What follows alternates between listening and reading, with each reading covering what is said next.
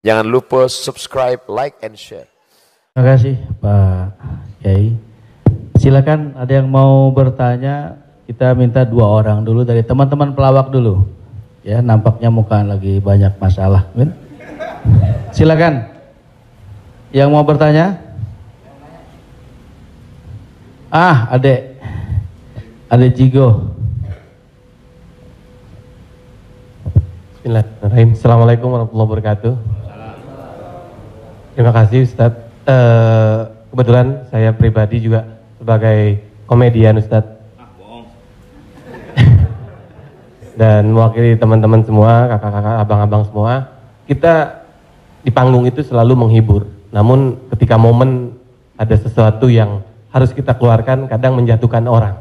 Mulai dari fisik, mencela dan lain-lain. Yang saya mau tanyakan, apakah dengan niat kita menghibur menjadi catatan, apakah menjadi catatan dosa untuk kita? Terima kasih Ustaz. Ada seorang ulama dipanggil Imam Abu Hatim, tapi kemudian di ujung namanya itu ditambahkan kata Al-Asam. Asam diambil dari kata summum, bukmun, umyun. Umyun buta, bukmun bisu, summun tuli, peka. Jadi Abu Hatim Al-Asam artinya Abu Hatim peka, tuli. Secara bahasa itu menjatuhkan orang. Siapa itu? Itu Abu Hatim peka, Abu Hatim tuli. Karena ada beberapa orang, ada Abu Hatim, yang ini Abu Hatim peka, tuli. Tapi kenapa nama itu tetap tersemat di belakang namanya, dan tidak ada ulama yang melarang menggunakan peka itu di belakang namanya? Karena dia tidak merasa dijatuhkan dengan itu. Lalu kemudian itu pula tidak menjatuhkan dia di depan orang banyak. Apa sebab kronologis dia dipanggil Al-Asam?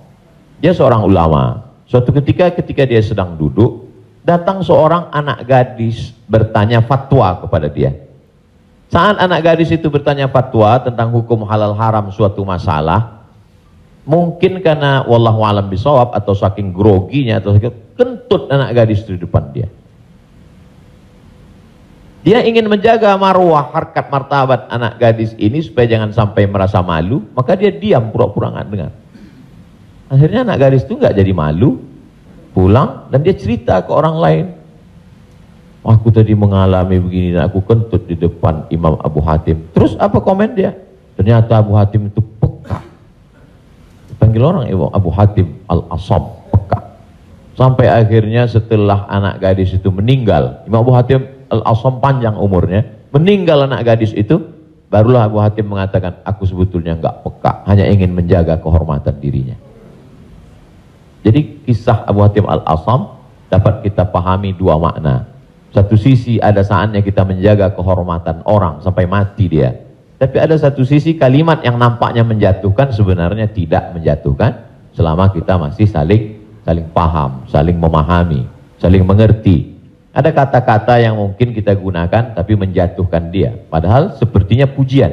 Tapi ada kata-kata yang sepertinya. Jadi kalau sudah saling memahami, orang pun mengerti, maka dia tidak menjadi suatu celaan. Ya ayyuhalladzina amanu, hai orang beriman, ijtanibu katsiran minadh-dhann, jauhilah prasangka buruk, inna ba'dadh-dhanni itsmun, wala tajassasu, jangan mencari-cari kesalahan orang, wala yaghtab ba'dukum ba'dha, jangan ribah membicarakan aib orang lain, la talmizu bil alqab, janganlah kamu menggunakan gelaran-gelaran yang jelek. Bukankah tuli itu gelaran yang jelek? Iya. Tapi saat itu digunakannya bukan untuk menjatuhkan, dan mereka saling memahami tentang hal itu. Wallahu a'lam bishawab. Baik Ustaz, satu pertanyaan seputar dunia entertain. Ketika orang memerankan misalnya, mohon maaf lahir batin, main film seks, selama film itu diputar terus, sementara orangnya udah hijrah, dan saat ini film itu diputar, itu jariahnya seperti apa tuh Ustaz? Nah, ini mohon maaf lahir batin Ustaz. Hah? Nonton sama bini gue berdua.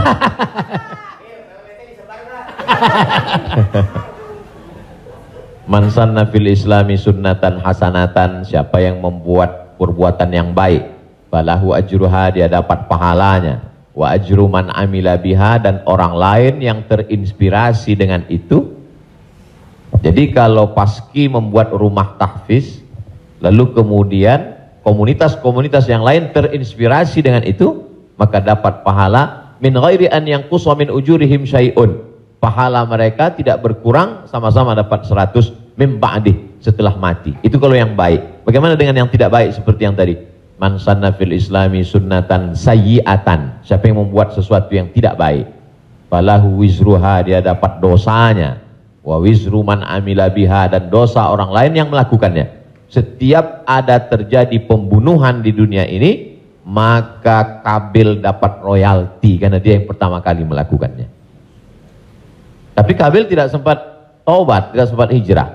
Jadi kalau ada yang sempat melakukan perbuatan jelek, dosa, saat dia taubat, dia buat konferensi pers. Saya sudah taubat, sudah mu'alaf kalau dia tidak Islam. Kalau dia sudah masuk Islam, saya sudah hijrah. Maka saya meminta kepada seluruh jamaah yang ada di dunia ini, yang masih menyimpan gambar, foto, video saya, tolonglah kalian delete, dan saya minta ampun kepada Allah Subhanahu wa taala. Lebih daripada itu sudah di luar kuasa dia. La yukallifullahu nafsan illa wus'aha. Allah tidak membebani orang lebih daripada usahanya. Ada seorang hamba berpesan di zaman Nabi SAW, nanti kalau aku mati, maka bakarlah jasadku, lalu campakkan debunya ke laut. Kenapa? Karena aku takut bertemu dengan Allah Subhanahu wa taala atas segala dosa-dosaku. Disampaikan kepada Allah Subhanahu wa taala. Kata Allah, aku ampuni hambaku itu karena masih ada rasa takut dalam hatinya. Makanya khotib naik ke atas mimbar, pesannya ittaqullah, takutlah kepada Allah. Kenapa kurban Habil diterima, kurban Kabil tidak diterima? La imbasatta ilayya yadaka litaqtulani, andai kau ambil batu besar untuk kau timpakan ke atas kepalaku, kata Habil, ma ana bi basiti yadiya ilaika liaqtulak, aku tidak akan membalas untuk membunuh wahai saudaraku. Kenapa? Inni akhafullah, aku takut kepada Allah Subhanahu wa taala. Saya yakin Mas, Abang yang berprofesi dalam dunia keartisan ini, apa yang membuat hijrah ini? Masih ada rasa takut di dalam hati.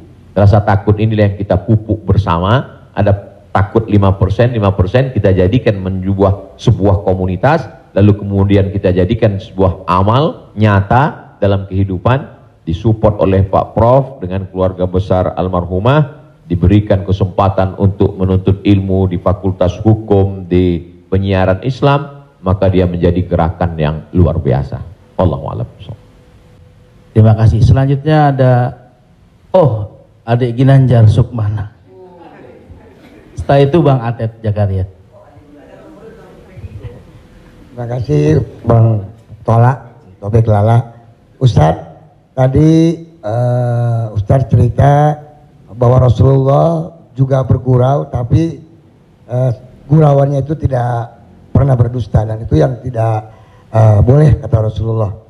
Sementara teman-teman pelawak, sadar atau tidak sadar, lawakannya itu banyak berdustanya juga Ustaz. Cari-cari, mengada-ada kan, karena memang tujuannya untuk membuat orang tertawa. Tapi kalau saya kan, maaf, saya bukan pelawak, saya peragawan Ustaz. Jadi peragawan pakaian anak-anak. Jadi saya dengar dusta kan gitu ya. Contohnya kayak tadi gitu. Atau Bopak umpamanya dia mengatakan dirinya ganteng, dia cerita bahwa banyak cewek yang suka sama dia, itu kan berdusta Ustaz. Iya kan? Fitnah kan? Kita Willy.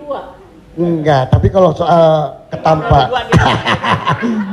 Jadi mohon dijelaskan kembali oleh Ustadz Abdul Somad batasan bagaimana di dalam melawak yang tidak boleh berdusta, sehingga kalau memang ternyata pelawak tidak boleh berdusta dalam melawakannya, mungkin saya sedang pikir-pikir dulu untuk melanjutkan profesi gini Ustaz.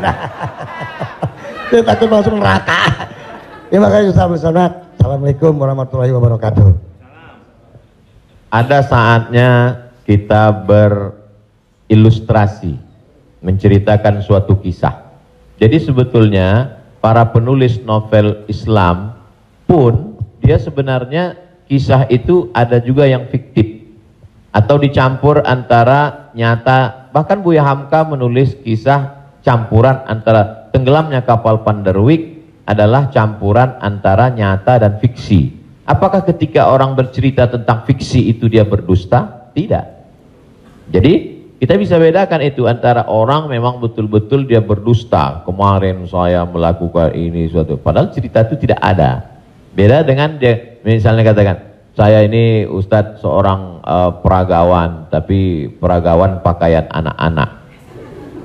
Tidak, Mas Ginanjar tidak sedang bercerita, kemarin di mall saya memperagakan pakaian anak-anak Pak Ustadz. Ketika saya pakai pakaian anak SMP, semua ketawa. Itu dusta. Tapi ketika dia katakan cerita awal tadi, semua orang tahu bahwa dia tidak sedang memperagakan pakaian anak-anak. Dia hanya sedang menunjukkan tentang dirinya. Secara sebenarnya di balik kalimat itu Mas Ginanjar sedang menjatuhkan dirinya di hadapan orang lain. Kan? Dan kita tertawa dengan dia menjatuhkan dirinya. Mohon maaf, bahwa beliau mengatakan fisik saya seperti anak-anak dan saya andai pun menjadi peragawan hanya sesuai memperagakan pakaian anak-anak. Hari ini orang tidak menjatuhkan dirinya, dia menjatuhkan orang lain, menjatuhkan tokoh agama, menjatuhkan ustadz. Ada suatu kesalahan dalam cara dia berpikir. Bahwa beliau menjatuhkan dirinya, dia tidak usah. Karena dia sedang, tapi dia tidak sedang berbohong. Dia hanya sedang bercerita. Insya Allah penjelasan saya itu bisa dipahami. Yang tidak bisa itu adalah ketika orang seolah-olah dia bercerita, dia kemarin saya sebuah cerita seakan-akan orang mengatakan dia nyata. Padahal sebetulnya hanya bohong belaka supaya orang tertawa. Itu yang dilarang oleh Nabi Muhammad SAW. Wallahu a'lam. Baik, Assalamualaikum warahmatullahi wabarakatuh. Nama saya Ted Zakaria Ustaz. Saya pernah ketemu Ustaz di Airport waktu itu mau berangkat umroh. Yang saya ingin mohon penjelasan dari Ustaz. Sekarang ini banyak pelawak-pelawak yang ikut ceramah juga. Pelawak sekarang ini dibutuhkan di mana-mana buat ikut ceramah. Padahal kalau kita lihat pelawak itu kemampuannya sangat minim, bahkan sudah menjual dengan harga yang mahal. Mohon penjelasannya Pak Ustadz, di mana bolehkah seorang pelawak itu melucu atau melawak di dalam satu ceramah? Nah, kita lihat yang namanya pelawak ini sekarang menjadi daya tarik sebelum ustadznya yang asli itu datang. Saya sendiri umpamanya berapa kali ngikut Raja Dangdut kemana, saya jadi bemper biasa di depan. Tapi saya mengingat bahwa ilmu saya belum sampai ke situ. Tapi saya memaksakan diri untuk menarik. Saya sadar bahwa ilmu saya belum seberapa untuk ke masyarakat yang penuh itu. Mohon penjelasannya Ustaz. Terima kasih. Assalamualaikum warahmatullahi wabarakatuh. Waalaikumsalam warahmatullahi wabarakatuh. Bedakan antara da'i dengan alim fatwa. Da'i dia mengajak orang ke jalan Allah. Sedangkan alim yang mengeluarkan fatwa, dia adalah orang yang berijtihad. Apakah dia berijtihad sendiri mengambil dari Quran, sunnah, ijma', qiyas, syar'u man qablana, saddu zara'i, qaulus sahabi, istihsan, istishab, urf, atau dia membaca fatwa ulama lalu dia sampaikan dengan kemampuan dia baca kitab kuning. Jadi jangan kita pukul rata. Jadi jangan nanti ketika ada di antara sahabat-sahabat dari Paski mengajak orang sholat, ngajak puasa sunat, lalu kemudian di antara kita, ngapain ente ngajak-ngajak saya sholat? Ente kan bukan ustadz. Padahal mengajak orang berbuat baik adalah kewajiban kita semua.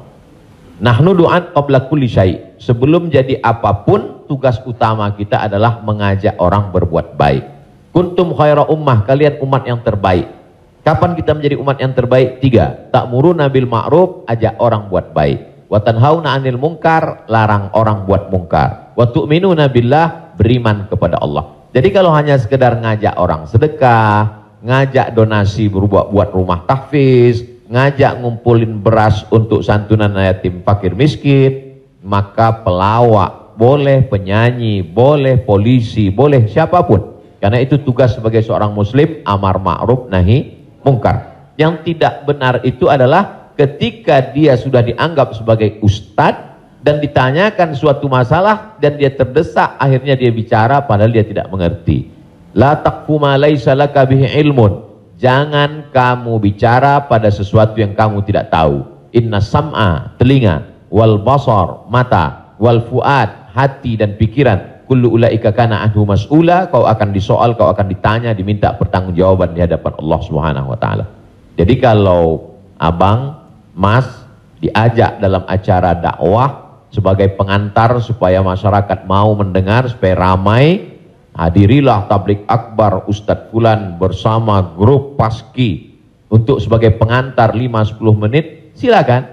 Tapi setelah itu nanti Ustadz bicara, pas tanya jawabnya serahkan ke Ustadz. Nah, jadi selama tetap kita menjaga. Jadi kalau diibaratkan rumah makan di airport, ini penyanyi, artis, Ustadz itu sama seperti yang memanggil penumpang supaya mau masuk ke rumah makan. Bapak Ibu Saudara sekalian yang mau perjalanan, silakan mampir ke tempat kami, silakan mampir ke rumah makan kami. Nah, ini yang ngajak. Nanti setelah orang mampir masuk ke dalam, baru dia ketemu spesialisnya. Yang mau makan soto di sana, yang mau soto Medan di sana, yang mau soto Betawi di sana, yang mau bakso di sana. Begitu lebih kurang. Karena masyarakat kita belum sampai pada level ngaji. Masyarakat kita ini 3 level. Pertama, level 1 yang memang sudah ngaji sama para habaib, baca kitab kuning serius, hatam dari A sampai Z. Ini memang nggak perlu pakai pemanggil tadi. Yang kedua adalah level yang masih mau ke masjid, tapi juga tergantung SMS kemana ngajak. Ngaji oke, kesini pun oke. Ini yang level 2. Yang level 3, ngelihat masjid pun masih takut. Makanya saya kalau tablik akbar pengajian ke daerah, itu saya bagi 3. Ada pengajian yang saya memang nggak mau di masjid, saya pengajiannya maunya di lapangan sepak bola, di stadion, supaya sampai ke Grace Road. Ada level 3 yang belum mau ke masjid. Saya terus terang Ustadz, ke masjid ini trauma. Beberapa teman saya ke masjid ninggal. Nah, jadi yang level ini masih mau, masih bercampur. Jadi kalau ada orang yang ngejek, apa itu dakwah, apa itu pengajian, apa itu, kenapa melibatkan artis? Ini salah satu cara. Jadi Wali Songo dulu tidak bisa Wali Songo datang ujuk-ujuk langsung baca kitab kuning, nggak bisa. Makanya mereka buat solawatan. Dia tahu tradisi orang Jawa pukul gending pakai wayang, maka dia buat cara wayang. Dia pakai wayang. Jadi sekarang kalau mampu buat film pendek atau melibatkan artis, video tanya jawab saya dengan pertanyaan yang sama, dengan jawaban yang sama, tapi dengan pengantar artis berbeda viewernya. Yang ngasih tahu penonton. Ustadz coba Ustadz lihat ini. Ini dengan musyawarah sekian penontonnya. Tapi ketika Ustadz di masjid dengan jamaah sekian penontonnya. Artinya apa? Dakwah bisa sampai melalui lisan sahabat-sahabat, kawan-kawan. Jadi pakai kesempatan ini untuk mengajak orang lebih banyak ke jalan Allah Subhanahu wa taala. Wallahu a'lam. Barakallah.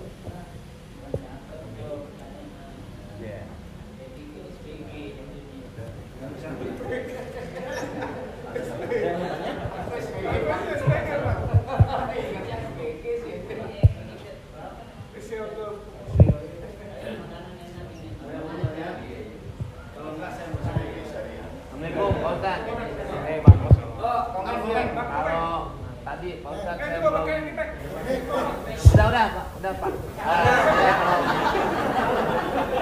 Apaan? Mesti pakai. Saya belum ya. Saya belum paham yang tadi Pak Ustadz bilang apa wasaah apa wasi. Oh, lo jangan nyampur. Agama lo beda lo. Wasaah sambil bercanda apa tadi gitu. Pak Ustadz lupa ya, nanti saya jelasin lagi. Apa tadi? Wasaah kalau nggak salah. Nggak tahu, Ujang adanya kali. Iya Pak Ustadz. Ya itu. Wasilah. Bukan. Wasa'ah apa wasi'ah? Contoh baik, contoh buruk. Wassalam habis dong. Hah? Sa'ah wa sa'ah. Nah, itu Pak Ustadz. Sa'ah. Jadi ketika itu ucapan hadis Nabi. Ada seorang sahabat, dia datang menemui Nabi. Kenapa ketika kami duduk bersamamu ya Rasulullah di dalam Masjid Nabawi, di majelis ilmu, kami merasa dekat dengan Allah. Kami merasa takut kepada Allah. Tapi ketika kami pulang ke rumah, ketemu dengan anak istri bersenda gurau, kok rasanya beda. Lalu apa kata Nabi? Sa'ah wa sa'ah. Hidup ini ada masanya serius, ada masanya bercanda, ada masanya begini. Lau kuntum kama kuntum la safahatkumul malaikah. Seandainya kamu seperti itu terus, seperti saat berada denganku di hadapanku di masjid, tidak berubah-berubah, turun malaikat bersalaman dengan kamu, kata Nabi SAW. Jadi sahabat itu pun mengalami seperti yang kita alami dan kekhawatiran seperti kekhawatiran kita. Ketika kita duduk dengan Habib, dengan Ustadz di masjid, dengan Kiai, dengan Tuan Guru, terasa begitu full iman. Tapi begitu pulang ke rumah, kok begitu ya? Rasa yang kita rasakan sekarang dirasakan juga sahabat Nabi dulu, dan mereka tanya, kata Nabi nggak salah. Karena hidup ini ada sa'ah wa sa'ah. Sa'ah artinya bahasa Indonesianya saat. Semua ada saatnya, semua ada masanya. Selama tidak kita katakan, kamu kok mabuk kemarin? Semua ada saatnya. Ada saatnya mabuk, ada saatnya. Allah. Terima kasih Pak Ustadz. Paham ya? Ya, enggak, ya, paham dong.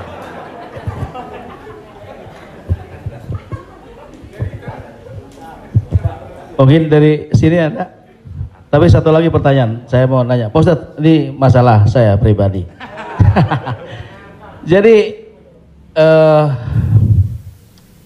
saya ya ada masukan juga ketika hukum riba. Mobil itu ya, ini umum ya kan. Jadi mobil kita jual, kemudian kita coba berusaha cash. Saya untuk menghilangi kredit. Nah, saya mau tanya, ini juga amanat dari keluarga saya. Dipastikan lagi. Boleh nggak, Kiai, kita kredit mobil? Padahal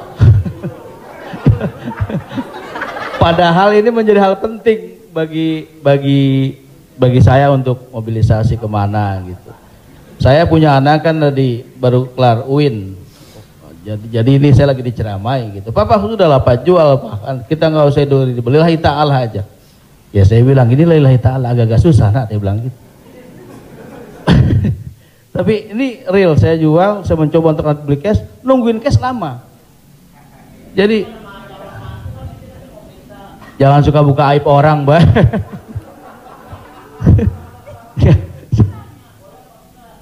Ya, udah tadi ini dulu belum kelar. Jadi boleh nggak saya riba? Oke. Sorry, boleh nggak kredit mobil itu?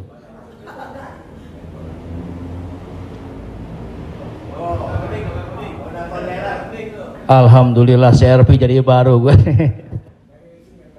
Buka Google, ada tulisan saya di situ. Nanti Bapak, Ibu, Abang, Mas share ke teman-teman. Buka Google, tulis di situ Somad Morocco, SOMADMOROCCO, Somad Morocco, SOMADMOROCCO, Somad Morocco, spasi kredit, sudah, enter. Somad Morocco spasi kredit, tulisan yang paling atas kredit, ada tanda tanya, Aska. Di situ jawaban. Saya sudah tulis tentang masalah kredit ini.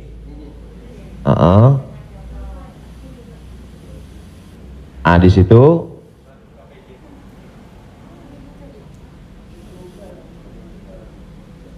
Nah, bisa dibaca. Bisa bahasa Arab, Ustaz. Ada terjemah Mas Komeng, terjemah di bawah. Terjemah di bawahnya. Terjemah di bawah. Majma' Al-Fiqih Islami membolehkan jual beli dengan tempo. Dah? Membolehkan jual beli dengan tempo, jangka waktu, garis miring kredit pada konferensi ke-6 yang dilaksanakan di Jeddah pada tahun 1990 dalam keputusan tersebut. Jadi jual beli dengan tempo kredit itu boleh. Bawah, ini penjelasannya. Yang bawah langsung bahasa ke jawaban. Jual beli kredit itu tidak ada keberatan di dalamnya, boleh jika waktu dan tambahannya diketahui. Dibayar dalam waktu 2 tahun. Dibayar dalam harga 200 juta. Dicicil 1 bulan 15 juta misal, 10 juta, 12 juta. Meskipun harga kredit lebih mahal daripada kontan. Karena penjual dan pembeli sama-sama mendapat manfaat. Penjual mendapat manfaat tambahan harga dan pembeli mendapat manfaat tempo jangka waktu. Disebutkan dalam Sahih Al-Bukhari. Apakah di zaman Nabi ada kredit? Ada. Dalam Sahih Bukhari, Sahih Muslim, bahwa barirah itu manusia. Waktu itu masih boleh jual manusia, hamba sahaya. Bahwa barirah dijual oleh tuannya dengan cara kredit selama 9 tahun. 1 tahunnya dibayar 40 dirham. Ini menunjukkan bolehnya jual beli kredit. Kesimpulannya, uang dengan barang boleh, tapi uang dengan uang riba. Prof, saya pinjam uang 200 juta.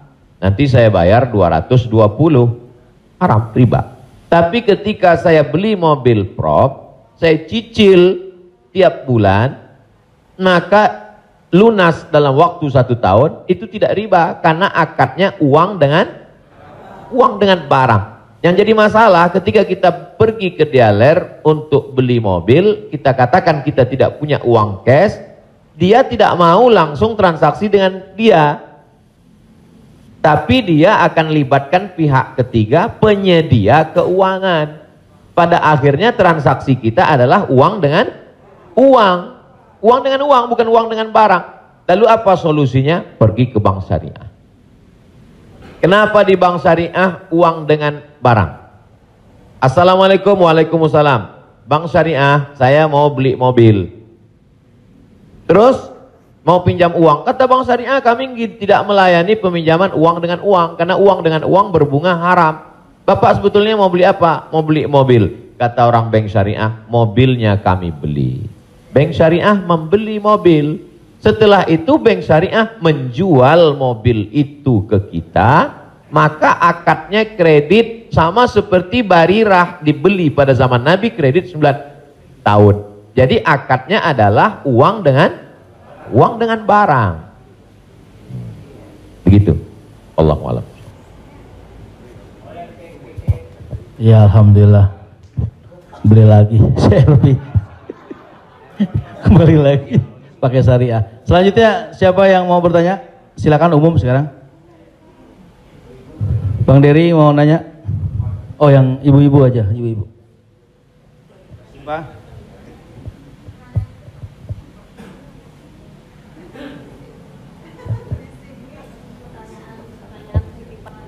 Jadi Ustadz, mohon maaf Ustadz, tadi di garis bawahin lagi. Jadi artinya leasingnya yang nggak boleh ya Ustadz. Misalnya kita beli kepada dealer mobil, kita bercicil kepada yang punya dealernya boleh. Tapi kalau kita minta dari kayak sekarang banyak perusahaan-perusahaan leasing, itu yang tidak boleh. Maksudnya itu Ustadz. Ketika saya mau beli mobil, saya tidak punya uang cash, maka kata si dealer, kami akan arahkan Bapak ke penyedia keuangan. Maka sebenarnya saat itu saya membeli mobil itu cash sebenarnya. Karena dealer tidak mau dia barang ini tidak cash. Jadi kemudian yang saya cicil setiap bulan itu adalah bukan mobilnya tapi uangnya. Maka saya terjebak pada rentenir, riba, bahasa kerennya leasing segala macam. Inilah yang menyebabkan haramnya karena transaksinya adalah uang dengan uang. Lalu solusinya mana Ustadz? bank syariah. Iya. Karena di bank syariah itu disitulah letak. Jadi orang yang tidak mengerti dia katakan sama aja bank syariah dengan konvensional, bedanya pegawainya pakai jilbab, masuknya assalamualaikum. Enggak. Perbedaan dalam jual beli dalam Islam itu adalah pada akadnya. Maka bank syariah membeli mobil itu milik bank syariah, maka saya membeli mobil itu secara cicil, akadnya adalah uang dengan barang. Wallahu a'lam. Satu lagi Ustaz, kalau beli emas secara online itu gimana Ustaz? Sebagian ulama mengatakan membeli emas secara online tidak langsung dan dicicil riba. Mengapa mereka mengatakan riba? Karena transaksi itu uang dengan uang. Oh, ini enggak uang dengan uang Ustadz. Ini Ustadz uang rupiah. Lalu kemudian yang jual ini kan emas. Di zaman Nabi enggak ada uang kertas. Di zaman Nabi hanya ada dua uang. Yang pertama dinar, uang emas. Yang kedua dirham, uang perak. Maka ketika saya beli emas tidak cash, maka sesungguhnya akadnya adalah uang dengan uang rupiah dengan uang emas. Itulah orang yang mengatakan gak boleh beli emas kalau gak cash, karena transaksinya uang dengan uang. Tapi pendapat kedua mengatakan boleh beli emas kredit tidak cash. Kenapa? Karena zaman sekarang emas sebagai komoditi, emas sebagai barang, emas bukan sebagai uang. Dan fatwa Majelis Ulama, fatwa Ormas Islam kontemporer mengatakan boleh beli emas tidak cash karena emas zaman sekarang bukan uang. Emas sekarang adalah barang. Jadi sama dengan kalau saya beli mobil boleh kredit, maka beli gelang juga boleh karena bukan uang dengan uang. Di situ letak sebab boleh tidak bolehnya. Wallahu a'lam.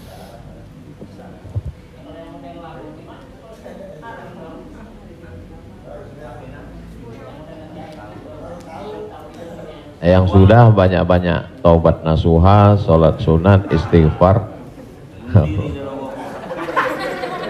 Kalau sedang dalam proses bisa dibom, ada aset yang bisa dijual untuk ngebom supaya selesai, jual lah.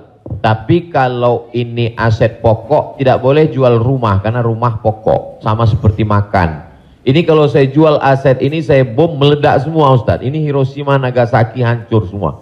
Maka nggak boleh. Azam tekad dalam hati, saya mencari nafkah, saya lunasi sampai habis, nanti setelah ini saya tobat berhenti. Tapi kalau bisa jual satu petak ini lalu ditutup ini, lakukanlah untuk melepaskan diri dari riba. Karena riba itu 5 ancamannya. Yang pertama, alladzina ya'kuluna riba la yaqumuna illa kama yaqumul ladzi yatakhabbathu syaitanu minal mas. Orang yang makan riba nanti bangun bangkit dari kubur ketika di padang mahsyar seperti orang kerasukan setan. Yang kedua, ayyuma lahmin nabata min haramin fannaru aulabih. Setiap daging di badan tumbuh dari yang haram, maka tempatnya api neraka jahanam. Yang ketiga, orang kalau dia makan haram, maka doanya tidak dikabulkan Allah. Mat'amuhu haram, makanannya haram. Mashrabuhu haram, minumannya haram. Malbasuhu haram, pakaiannya haram. Wa ghuziya bil haram, dia diberi makanan haram. Anna yustajabulah, apakah mungkin doanya dikabulkan Allah? Yang ketiga, yang keempat, nasiyatin kazibatin khati'ah. Ubun-ubun, penipu, pembohong, pelaku dosa. Padahal yang berdosa itu tangan, yang berdosa itu mulut. Kenapa dikatakan ubun-ubun? Karena ternyata ada otak bagian depan yang selalu kita usap ketika sedang wudu. Disitulah pemikir. Otak ini berpikir ketika dia dapat semprotan darah. Darah itu menyembur dari jantung. Darah itu dari makanan. Sepiring makanan riba berubah menjadi setetes darah, disemburkan oleh jantung naik ke otak, isi otak haram, maka bawaannya mau haram saja. Gara-gara riba.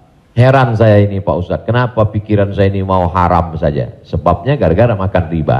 Yang terakhir, yang kelima adalah tidak ada keberkahan. Hidup ini yang kita cari berkahnya. Makanya ketika anak lahir yang didoakan berkah, barakallahu laka fil mauhub. Ketika orang menikah yang didoakan berkah, barakallahu lakuma wa baraka alaikuma. Ketika ketemu yang didoakan berkah, assalamualaikum warahmatullahi wabarakatuh. Ketika makan yang diminta berkah, Allahumma barik lana. Wallahu a'lam.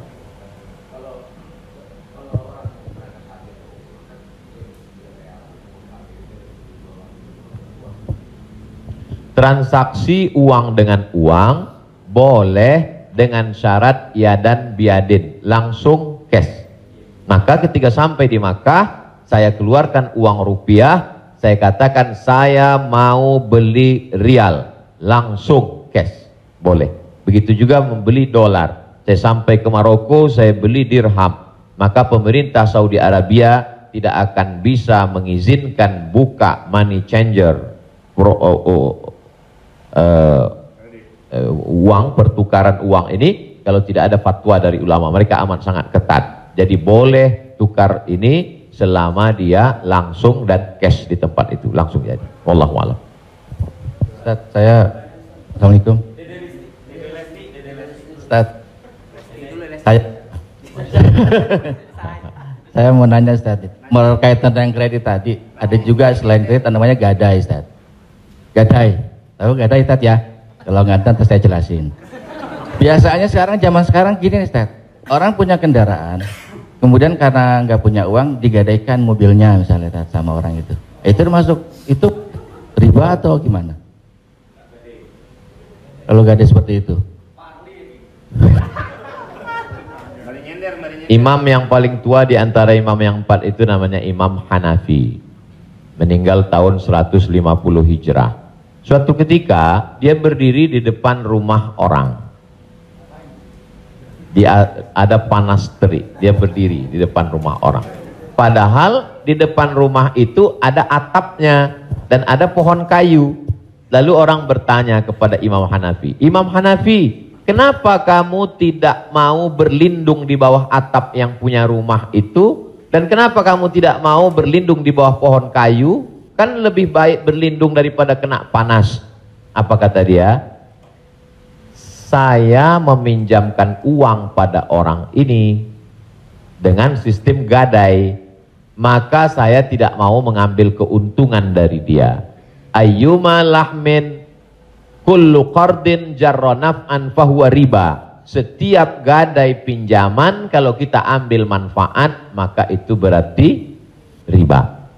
Tidak mau bernaung di bawah atap rumahnya karena itu dianggap sebagai manfaat. Jadi manfaat tidak hanya sebagai uang tapi juga manfaat sampai sekecil itu dia menjaga dirinya. Jadi gadai dalam Islam hukumnya boleh, tapi jangan ambil manfaat dari gadai. Yang terjadi sekarang adalah orang mengambil manfaat dari gadai. Saya punya uang, lalu kemudian ada orang mau pinjam uang. Saya tidak percaya dengan dia. Ustadz pinjam uang 100 juta, saya nggak percaya. Kalau Ustadz nggak percaya, ini sawah saya 1 hektar. Ketika dia kasih sawahnya ke saya, maka sawah itu cukup sebagai jaminan. Tapi yang dilakukan orang sekarang adalah sawah itu dia tanam padi, dia ambil hasilnya. Hasilnya itu riba. Maka sekarang orang kaya makin kaya, yang miskin makin miskin. Bagaimana dia mau bisa menebus uangnya? Orang sawah dia dipakai terus dan uangnya diambil. Maka yang punya uang makin kaya, yang minjam makin miskin. Padahal dalam Islam mestinya cukup suratnya saja dipegang. Kamu kalau mau garap sawah ini garaplah, nanti bayar hutangmu. Itu akhlak dalam Islam. Akhlak itu yang dihilangkan oleh riba. Riba ini sangat kejam. Allahu a'lam.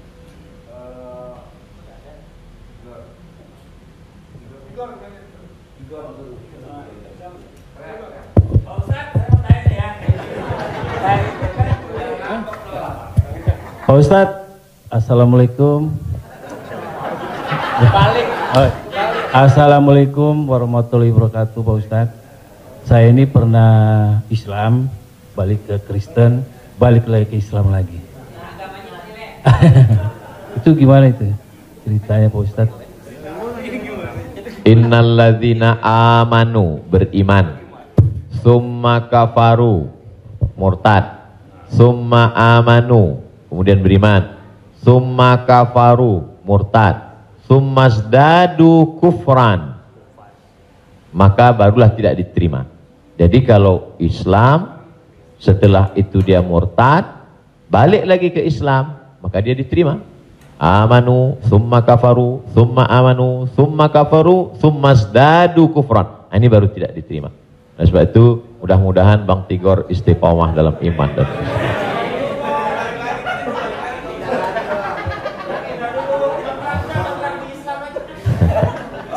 Agama lu kayak angkos bolak-balik.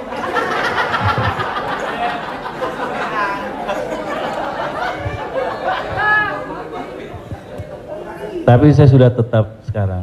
Amin. Ya Allah. Saya udah umroh, Ustaz. Jadi Ya Allah. Jadi balik Bang, ke jalan yang benar. Insya Allah. Jadi Bang Taufik, kajian paski mungkin kerjasama dengan musyawarah supaya terus, atau kalau tidak ingin satu majelis, ustadznya nanti setelah di sana pagi misalnya, sore di paski. Kemudian ngaji ini, kalau sekedar ngaji kita nggak ada tantangan, mesti ada sosialnya. Misalnya ngumpulin beras. Jadi saya sendiri tidak hanya sekedar ngaji, saya khususkan hari Jumat kedua setiap bulan, saya di Pekanbaru, hari Jumat khutbah Jumat, habis itu bagi beras ke masyarakat pelosok yang sulit. Lalu siapa yang menjadi relawannya? Yaitu relawan-relawan biker subuhan, mantan petato, kemudian hijrah, pemuda hijrah. Karena kalau cuma ngaji, orang tidak ada tantangannya. Jadi saya ingin ke depan paski ngaji, kemudian ada gerakan dakwah, kemudian ada gerakan sosial, buat rumah tahfiz, lalu kemudian tidak hanya uang dari komunitas saja, buat yayasan, kami membuka rumah tahfiz gratis untuk yatim dan segala macam, kirim ke nomor rekening berikut ini, pasang pancingnya, Allah Ta'ala memberikan. Belajar kita dari yang dilakukan oleh almarhumah, 250 yatim 40 tahun, Prof. 43 tahun bisa tidak putus. Inspirasi. Jadi kalau mau, maka kita bisa ikuti jejak. Sehingga kita, jadi kelanjutan itu, maka Bang Tigor dan abang yang lain, dia akan terpacu terus untuk datang setiap kajian pekanan, lalu kemudian memperbaiki tahsin bacaan Qur'annya, lalu kemudian meluruskan kajiannya, kemudian ada konsultasi dengan ustadz, tanya jawab dan lain sebagainya. Wallahu a'lam.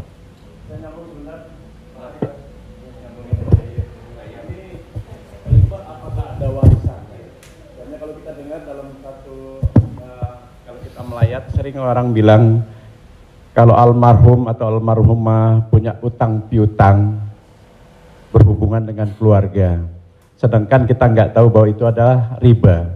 Apakah termasuk warisan itu dosanya? Terima kasih. Tidak boleh harta warisan dibagi sebelum dilakukan dua hal. Yang pertama, mim ba'di wasiyatin, keluarkan wasiat. Wasiat hanya sepertiga total harta. Jadi kalau dalam surat wasiatnya, aku wasiatkan ruko ini untuk sekolah tahfiz. Total harga ruko 1 miliar. Sedangkan harta dia cuma 2 miliar. Maka yang jatuh menjadi wasiat hanya 666 juta. Sedangkan sisanya dibagi kepada ahli waris. Pertama, keluarkan wasiat, sepertiga paling banyak. Setelah keluar wasiat, mim ba'di wasiyatin yusabiha au dain. Dain, bayarkan hutangnya. Jadi kalau ada orang meninggal, hutangnya dibayarkan dari harta warisan. Jadi kalau harta warisan habis, apakah anak wajib membayarkan hutang bapaknya? Tidak.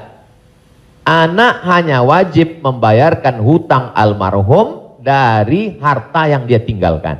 Adapun kalau si anak mau berbakti kepada orang tuanya, dia bayarkan, baik, tapi dia tidak punya kewajiban, dia bayarkan dari harta dirinya sendiri.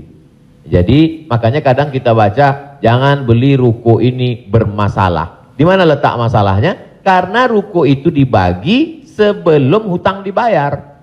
Muncul masalah. Sebetulnya ruko itu bukan milik anak-anaknya, tapi milik piutang. milik orang yang dulu pernah dipinjam uangnya. 2 keluarkan, baru bagi harta warisan. Allahu a'lam.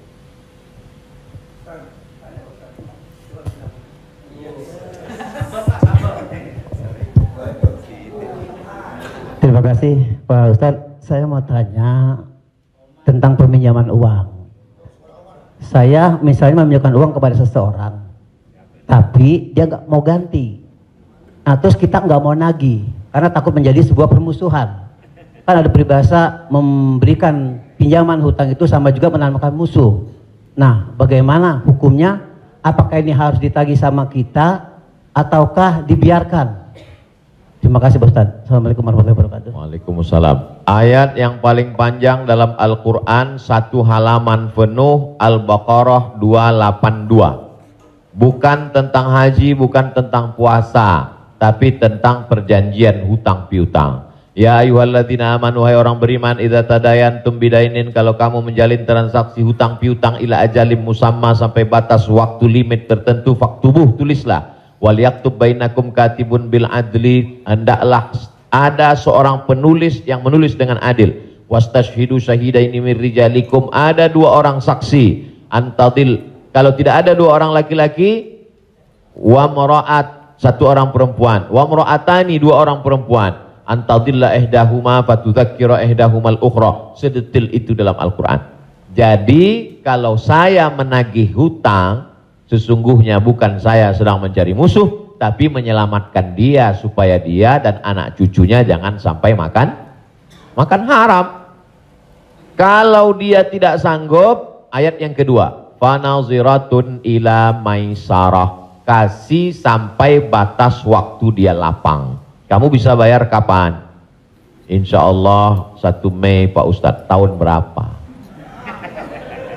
Tahun 2022. Oke, insya Allah Mei 2022 lapang. Tidak juga dia sanggup membayar, lebih banyak minyak kita nagih daripada uang yang mau ditagih. Masuk ayat ketiga, wa antasaddaqu khairul lakum, kamu sedekahkan lebih baik. Aku sudah capek, asam uratku naik, asam lambungku kumat, kau ambil aja lah ini. Wa antasaddaqu khairul lakum, kau sedekahkan lebih baik. Yang menghafal ayat ini yang memberi pinjaman, bukan yang minjam. Sekarang yang menghafal ayat ini yang minjam. Ketika kita tagih, kapan kau bayar? Dibilangnya, wa antasaddaqu khairul lakum, kalau kau sedekahkan lebih baik. Allahu akbar.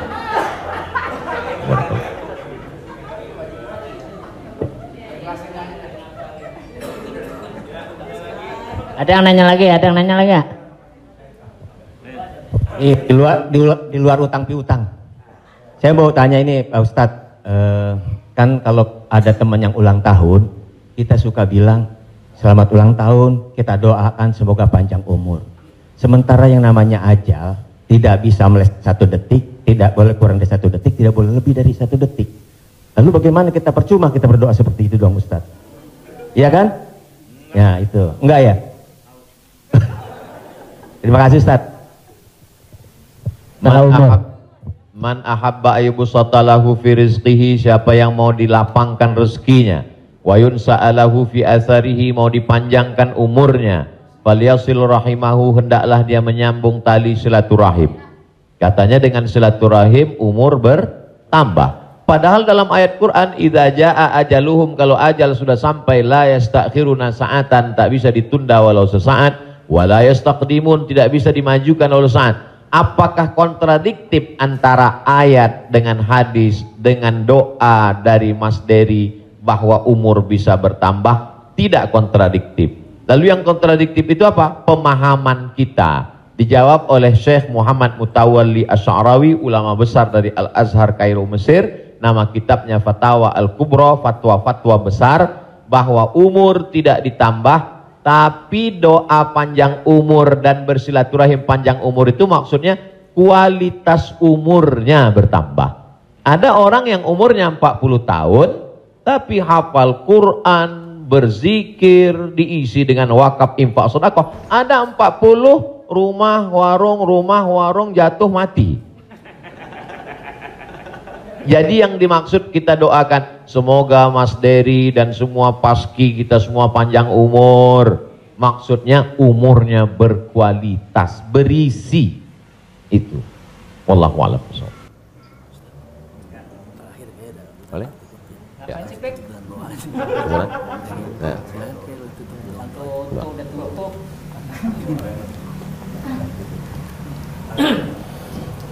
Gimana? Nah. Bapak Ibu yang berbahagia, karena pakaian agak capek besok mau ke Riau, mau pulang kampung. Jadi kita ikut. Biayanya nggak ada rangkul. Jadi, iya, alhamdulillah sudah dicukupkan untuk pertanyaan. Nanti kalau yang mau bertanya, tulis aja surat, langsung kirim ke Bopak. Biar Bopak yang kirim ke Ustaz Somad. Baik, Bapak Ibu yang berbahagia, alhamdulillah kita sudah mendapat pencerahan. Mudah-mudahan ini menjadi langkah awal kita untuk mendekati agama kita dengan bijak tentunya. Semoga Allah memberikan kecerdasan kepada kita. Di sisa umur kita ini, mudah-mudahan menjadi orang yang bermanfaat buat diri dan agama secara bangsa. Amin. Pak Kiai, kita mohon untuk memberi doa untuk acara ini. Terima kasih. Astaghfirullahaladzim, astaghfirullahaladzim, astaghfirullahaladzim, alladzi la ilaha illa huwal hayyul qayyum wa atubu ilaih. A'udzu billahi minasyaitonir rajim. Bismillahirrahmanirrahim. Alhamdulillahirabbil alamin, arrahmanir rahim, maliki yaumiddin. Iyyaka na'budu wa iyyaka nasta'in. Ihdinas siratal mustaqim, siratal ladzina an'amta 'alaihim ghairil maghdubi 'alaihim waladdallin. Amin. Allahumma shalli ala sayidina Muhammad wa ala ali sayidina Muhammad. Allahumma 'allimna ma yanfa'una, ajarkan pada kami ilmu yang bermanfaat ya Allah. Wanfa'na bima 'allamtana, yang sudah kami pelajari malam ini jadikan dia menjadi amal saleh ya Allah. Allahumma faqihna fid din, dalamkan ilmu agama kami. Wa 'allimna ta'wil, ajarkan kami pemahaman Al-Qur'an yang benar. Ya muqallibal qulub, engkau yang membolak-balikkan hati, sabbit qulubana, kokohkan hati kami ala dinik, dalam agamamu, ala ta'atik, dalam ketaatan kepadamu. Allahumma a'inna, tolong kami, ala zikrika, supaya hati kami senantiasa berzikir mengingatmu, wa syukrika, selalu bersyukur kepadamu, wa husni ibadatik, selalu beribadah dengan ibadah yang terbaik. La tada'lana zamban illa ghafartah, wa la aiban illa satarta. Aib cacat kami banyak, tutupi dari hadapan manusia, dan tutupi pula ketika kami menghadapmu nanti ya Allah. Wala maridhan illa syafaitah, ada saudara kami yang sakit, angkat penyakitnya, sehatkan ya Allah.